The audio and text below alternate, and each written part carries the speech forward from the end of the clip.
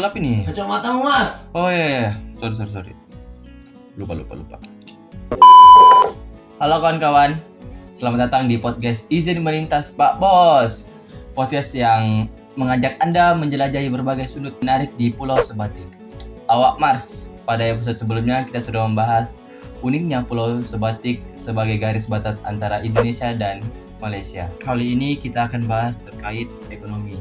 Nah, kali ini dalam pembahasan aspek yang tak kalah penting menarik, yaitu kondisi ekonomi di perbatasan Pulau Sebatik. Ada pertanyaan bagaimana masyarakat bertahan hidup dan apa saja sih tantangan dan peluang masyarakat Sebatik untuk mempertahankan terkait ekonomi di Pulau Sebatik. Jom kita bahas. Tapi sebelum itu jangan lupa follow IG Maris Mardin dan follow IG account One Field House Project. Kalau kita membahas tentang terkait ekonomi di Pulau Sebatik yang berada di dua negara antara Indonesia dan Malaysia, bisa dibilang kita yang tinggal di pulau perbatasan itu tercukupi hidupnya. Tapi yang kali ini awak nak bahas bagaimana bahan-bahan pokok di Sebatik itu terpenuhi. Ya tentu saja kita menggunakan produk Malaysia dengan harga yang murah dibandingkan dengan produk kita sendiri. Jadi kawan-kawan, saya mendapatkan pertanyaan dari Mas Yuda, bagaimana kualitas produk yang dibandingkan oleh produk lokal dan produk impor, dan bagaimana masyarakat membandingkan kualitas kedua produk tersebut. Jadi jelas ya, produk Indonesia dan Malaysia masih bagus produk Indonesia, yang dibedakan dengan kemasan atau kualitasnya. Tapi bagi masyarakat Sebatik ada beberapa faktor yang bisa dipengaruhi seperti harganya. Banyak faktor yang mempengaruhi masyarakat masih menggunakan produk impor atau produk Malaysia. Pertama itu ada merek dan branding. Produk-produk impor seringkali dikaitkan dengan merek-merek yang besar yang telah terbangun reputasi yang kuat di daerah atau khususnya Malaysia. Hal ini membuat konsumen cenderung percaya dan produk tersebut memiliki kualitas yang lebih terjamin. Yang kedua itu ada harga. Ya, kita tahulah bagaimana masyarakat Indonesia. Jadi harga produk impor yang seringkali lebih rendah di Pulau Sebatik membuat konsumen berasumsi bahwa kualitas produk tersebut juga lebih terjangkau. Jadi tidak dimungkiri harga lebih murah itu yang tertarik. Ketiga itu ada ketersediaan. Terkadang produk tersebut sulit ditemukan di pasar lokal, sehingga konsumen beralih ke produk impor. Ya, karena cepat kita dapatkan, ada terus. Nah, namun perlu kita ingatkan bahwa kualitas produk tidak selalu ditentukan oleh asal negara. Banyak produk lokal yang memiliki kualitas yang setara, bahkan baik dibandingkan produk impor. Jadi bagaimana masyarakat membandingkan kualitas produk? Masyarakat Sebatik seperti masyarakat pada umumnya biasanya membandingkan kualitas produk. Ya, kita sering kali membandingkan produk B dan produk A gitu. Biasanya kita membandingkan. Nah, yang pertama ada tampilan atau desain. Jadi masyarakat Sebatik juga membandingkan desain, kemasan, dan bahan yang digunakan menjadi pertimbangan awal.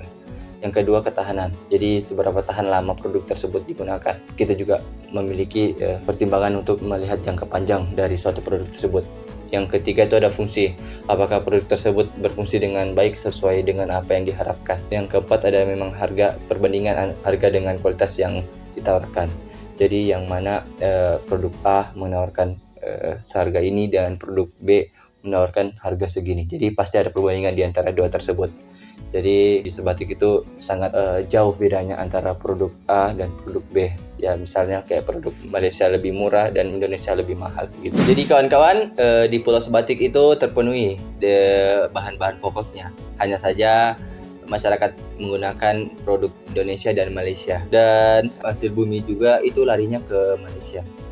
Dengan harga jual lebih untung ke Malaysia, namun hasil produknya Malaysia larinya ke Indonesia. Ya, contohnya kelapa sawit, hasil panen warga Sebatik larinya ke Malaysia, dan hasil yang diolah dari Malaysia itu larinya ke Indonesia. Ya, begitulah. Banyak hasil panen yang ke Malaysia karena kenapa petani lebih untung dibandingkan ke Indonesia itu sendiri. Ya, kita tahu bagaimana untungnya karena lebih dekat penjualannya. Jadi makanya para petani menjual ke Malaysia. dan dapat lebih untung. Nah, jadi pasti di pikiran kawan-kawan kenapa tidak menggunakan produk Indonesia saja. Dan sebenarnya sih ada beberapa faktor yang membuat masyarakat masih menggunakan produk Malaysia. Karena jika sepenuhnya masyarakat sebatik itu menggunakan produk Indonesia saja, bisa saja masyarakat yang umumnya mata pencariannya menjual produk Malaysia bakal hilang. Jadi legal dan tidak legalnya itu sudah jadi rahasia umum di masyarakat sebatik. Dan kebanyakan warga sebatik itu bekerja di Malaysia. Ya, warga Indonesia yang bekerja di Malaysia. Bagaimana kadang-kadang mereka juga mengirimkan barang dari Malaysia ke Indonesia. Otomatis barang yang dikirimkan itu adalah barang Malaysia. Teman-teman, itulah siklus di Pulau Sebatik yang bagaimana kita sudah membiasakan bahwa barang Malaysia dan barang Indonesia, yaitu sudah rahasia umum kita, dan itu pun sudah dari lama, puluhan tahun yang lalu. Selain itu kawan-kawan, ada yang lebih unik nih di Pulau Sebatik. Masyarakat Sebatik memiliki 2 mata uang, yaitu memakai mata uang Indonesia, rupiah, dan mata uang Malaysia atau ringgit. Jadi kawan-kawan, kadang kita membayar dengan uang rupiah, kembalinya dengan uang ringgit.